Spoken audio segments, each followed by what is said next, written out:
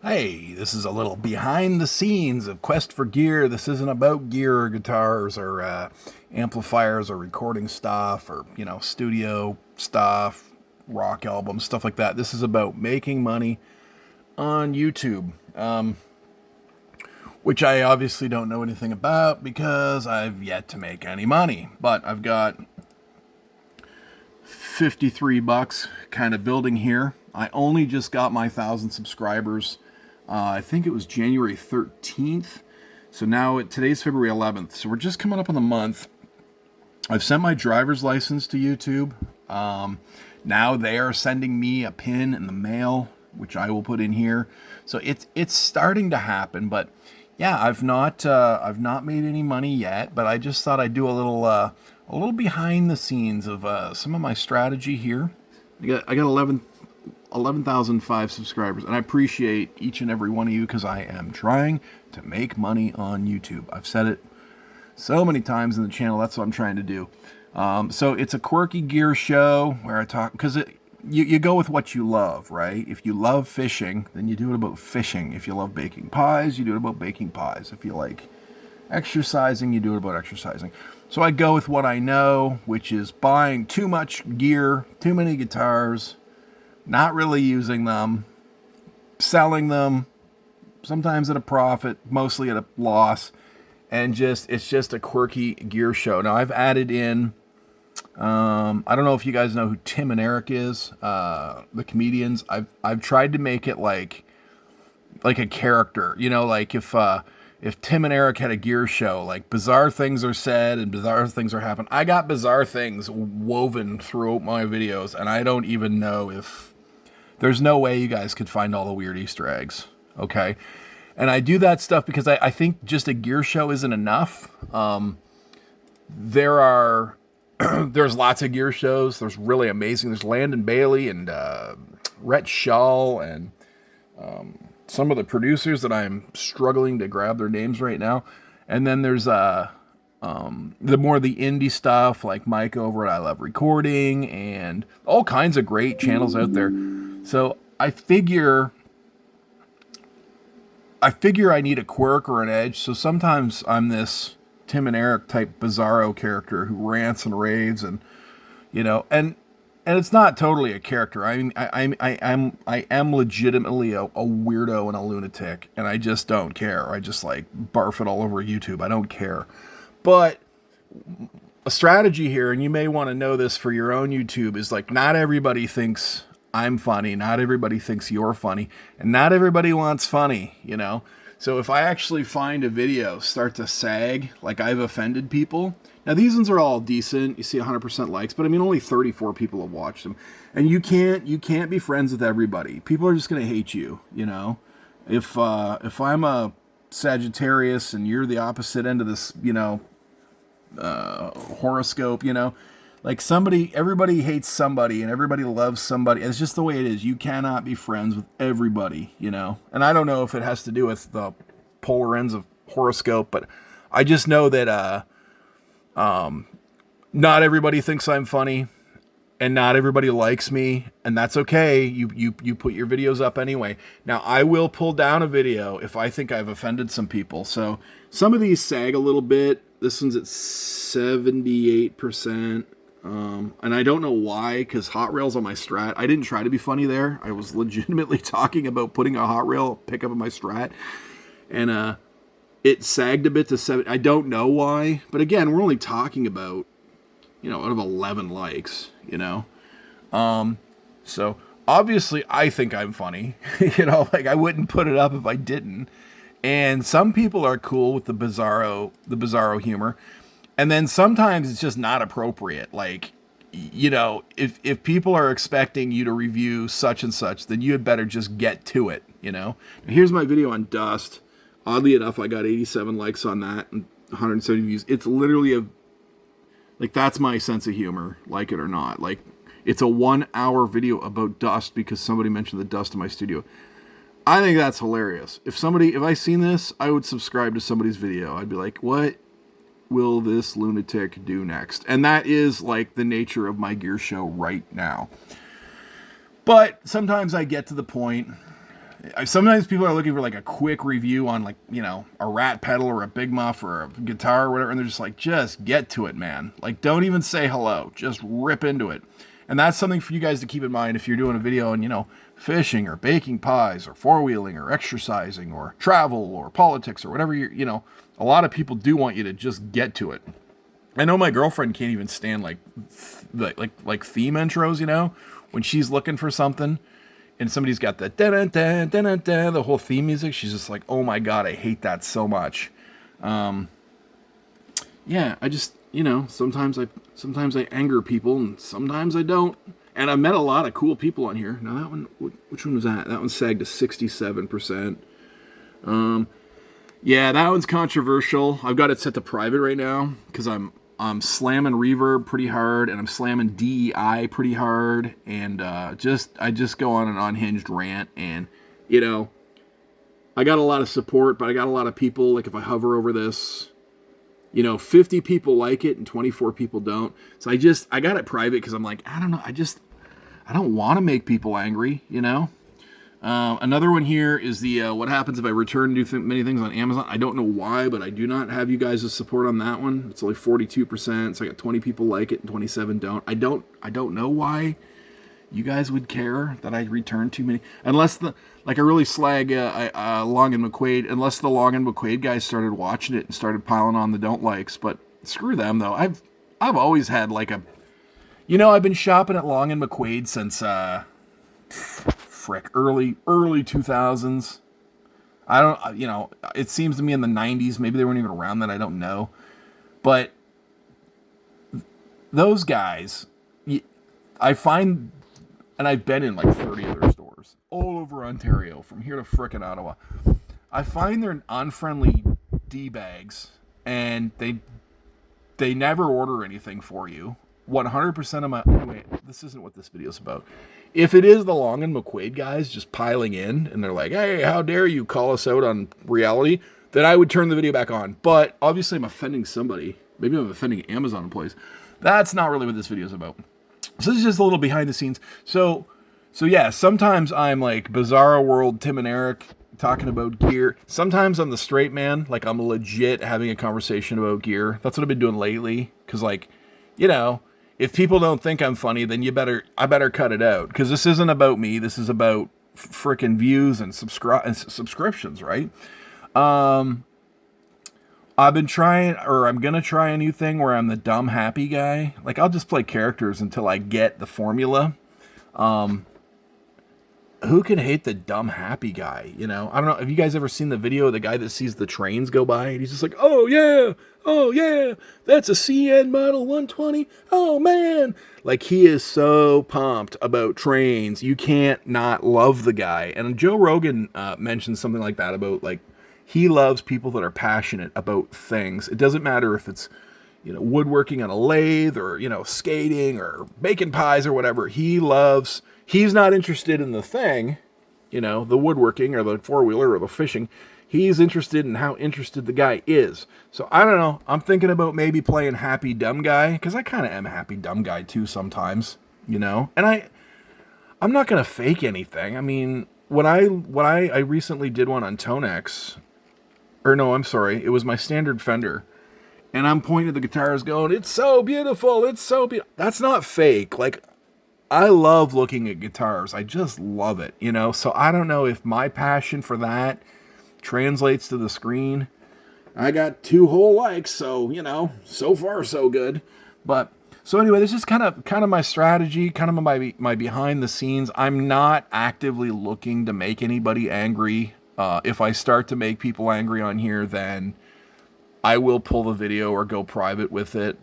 This one here, I was trying to be funny about pizza, and actually, I got 100%, 7 likes, but it was really nutty. Like, it was a full-on Tim and Eric skit, you know, kind of skit. I put it private because I'm like, I don't know, like, okay, 100, I got 7 likes, 100%, people are liking it, but I'm like, it really had nothing to do with gear. If you didn't see it, it's just me pretending to cry for 10 minutes, and I pop a blanket off of turns out I'm crying about bad pizza. I don't know. I had comments on it. Or no, did I? No, nobody commented on it. So, yeah, I think I'm funny, or else I wouldn't do it, But I'm not for everybody. What else in terms of strategy? Oh, the other thing is I feed a lot of stuff that I do. Not really like what you guys see, but like background ideas and stuff. I feed a lot off of Chat GPT. I don't use it for creativity. I'm a creative person. I will say that about myself. I'm a very creative person. I could think of 1,000 videos, not just for me, but I could think of 1,000 videos for you. So if you're like, hey, I'm into fishing, I'll go, oh, buddy, I can give you. I am a creative person. I can give you 1,000 ideas right now. What you do with them is up to you. You're like, oh, I like baking pies. I'll be like, okay, well, I'll give you 1,000 ideas. Like that is. I'm not good at much, but I'm good at that. So that's not what ChatGPT does for me. ChatGPT, what do I tend to? Sometimes I will get keywords out of it. So here's this video. Not always. It didn't write that one, to tell you the truth. It wrote this blog for me. This piece. Get ready for some rich vintage-inspired rock tones. In this demo, I dive into the vintage and lo-fi collection in Tonex to see how well it captures. I could have wrote that. It did this too. ChatGPT did these little guitar and fire things. I could have did that. So that's not the cool stuff. What I bounce off ChatGPT, and you guys really should get into AI if you're not. You don't want to be left behind. If you're not into AI, just do it. I know you hate it. I hate it too. I don't want a future of AI, but guess what? You don't have a choice. So if you're not doing AI right now, get on it. Sorry, but get on it. What do I get from... How do I explain this? I talk to Chat GPT like I talk to a friend about the channel. And it's more like, hey, what are my chances of making money at this? And my girlfriend does the same thing with her channel and her Chat GPT. And we kind of both get this. It's like, oh, yeah, totally. No, totally, you can. If you had 100,000 subs and X amount of CPM and all this formula stuff that I don't understand. I don't know if I can show you my CPM. I don't know. I'm not too good manipulating this thing. I have a CPM of $8.88. I don't know if that's good or bad. But I tell ChatGPT all that stuff, and it figures stuff out. So it's kind of like a top-down overview of like the channel. I talk about the channel. It's just like, hey, ChatGPT, I tend to talk about guitars and studios and rock albums. You think anybody wants to see me work out in the gym and get fit, And I can't remember what it said because I'm thinking about branching because I got Quest 4 gear, which is music gear. But I'm thinking of like, why can't I be like Quest for programming and Quest for fitness and Quest for baking pies and Quest for fishing? Like, how can I not just be Quest for everything and kind of not really cheat, but just kind of have one channel, but like branch out? Because I can pump out 3-4 videos a night. I don't edit them, as you guys probably know. I just freaking hold my phone and go for it. But anyway, why should you take advice from a guy who hasn't made a dime yet? Well, because I'm told that I got a lot of subscribers pretty quick. Mike over at I Love Recording had mentioned that he thinks it took him maybe twice as long to get that many. And, YouTube's more popular than ever, right? So we have more eyes on it. Plus, he was doing it during COVID. I guess, I don't know that I was. I mean, there's different factors, right? Plus, I totally stack the keywords and stuff. The hashtags. I make sure I do my hashtags. I make sure I do my playlists. I go down here. I make sure I do all these tags. Usually I do a heck of a lot more. I also do the tags of my enemies. So if I got... That's another thing we should talk about is trolls. If I got people stop by and I just know I'm not going to get along with them, I will stick... I didn't hear, but I will stick their names in here. Like their real names as well as their channel names. Like any information I can get on them. Why do I do that? For me, it's like taking a scalp. It's like... you stop by, you're my enemy now, so I'm going to take your name, John Smith, or whoever you are, Tony Spagoni, and I'm going to put your name in here so that later on, 10 years from now, when people are searching the internet for you, they're going to find my channel. What does it have to do with it? I'm just stealing your name, and I like it. So, yeah, I do that. Now, what's the difference between a troll and somebody that just calls me out? When I'm wrong, I try to only say things that I can reference or prove or back up, but I get things wrong. make mistakes. What do you call that? Red light fever, when the camera's running, it's red light fever, and you just say stupid crap or stuff you didn't research well. If I'm corrected, or somebody's just like, you're wrong about this, that's cool, like real cool. And people do correct me, they're like, that's what you're saying isn't right, you got it wrong. It doesn't happen often, but when it happens, I'm like, oh, thank you very much, appreciate that. It's these just absolute, I call them trolls, but it's not really a troll. It's more just like somebody has said something that I don't like, Meanie would be these meanies, right? And my whole thing is, like, I wouldn't back down for them in real life. I'm no keyboard warrior. I'm an actual warrior in real life, right? So, like, I've got a black belt in martial arts. Like, I would not back down from these chumps in real life. And, like, it's not just them coming say, hey, you said something wrong about this. Because that's respectful dialogue, If you're like, dude, you called this, and it's wrong. Like, you're just wrong. And I'm like, oh, cool. Thank you for letting me know. And I will say in the comments, damn, or I'll make a correction, most times. I don't make a full video of it, but it's these just lunatics that are just like rude and idiotic. Like I said, I wouldn't back down from them in real life, so I'm not going to back down from them here. So I will go to their channel, comment all over the place. 100% of the time they leave. 100% of the time they delete their comments. 100% of the time I win. Okay, congratulations. What did I win? Well, I won a lot of lost time, and I'm arguing with some artard from California or some artard from... They're always on the West Coast for some reason. It's all these... I don't know, Seattle and California. I don't know why, but anyway. So it's not worth me or you, this is why I'm talking about this, like arguing with an idiot, because then it looks like there's two idiots, as the saying goes. Who's that, Oscar Wilde?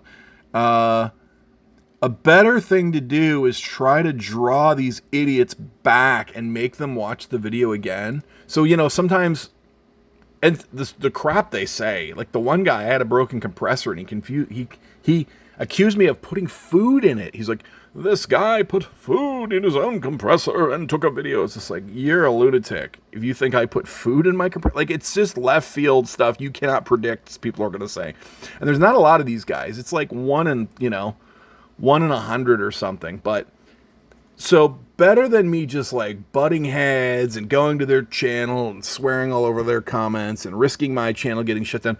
The better thing to do is try to convince these idiots to come back and watch more.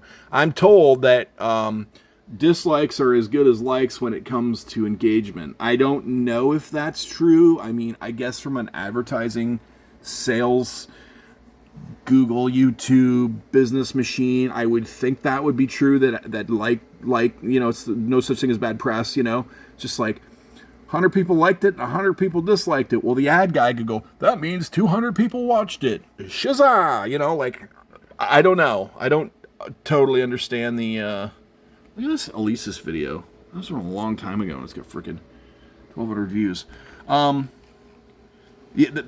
Where did I go with that? Oh, yeah. So instead of fighting with these morons, I'm better to try to trick them to come back and watch more videos if I can do it,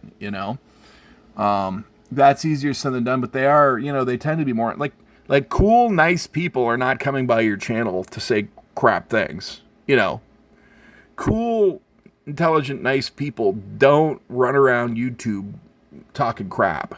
It's losers that talk crap on YouTube. Only, nothing has ever possessed me. Even if I see some teenager learning to play guitar and it's, maybe not up to snuff yet, I'm not going to go, you suck, buddy. Like why would you do that? But anyway, I hope some of the behind the scenes thought of my channel maybe gives you guys some ideas. I've not made any money yet, so I can't really say I know what I'm talking about, but that's just some strategy from here in my early days. It is the present currently as I say these words, and it will be the future soon, and we will be able to look back and see if I'm right or wrong.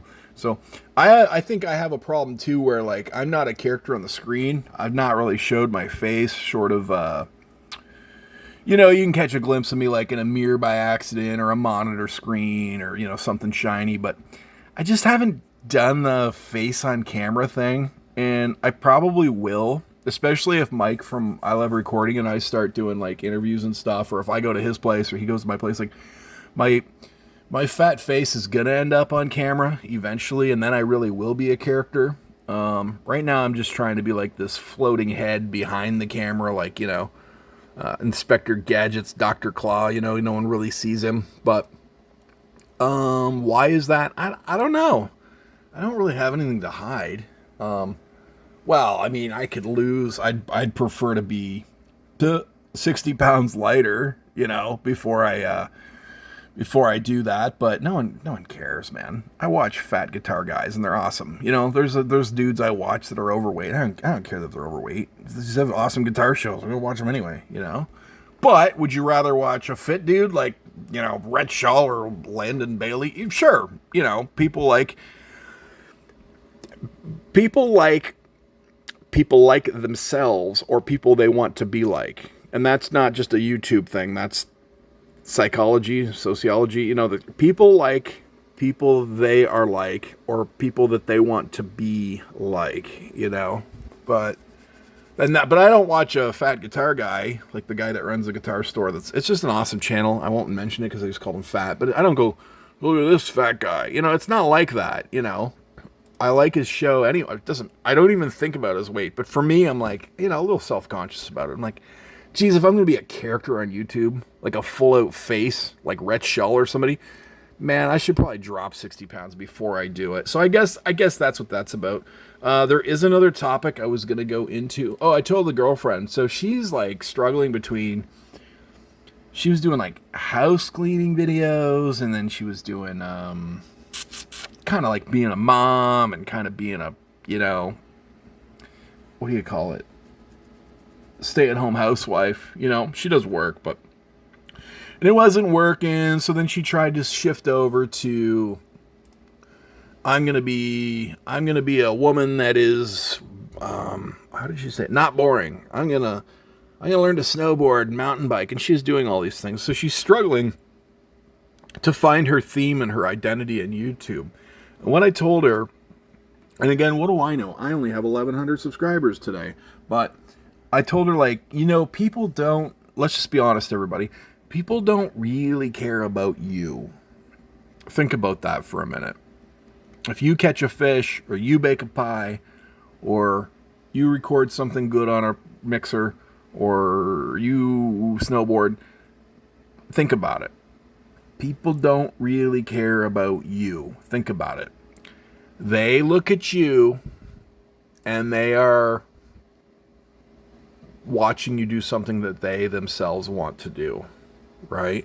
So that's one thing I told her, you know, just remember, you have to be feeding back to your viewers.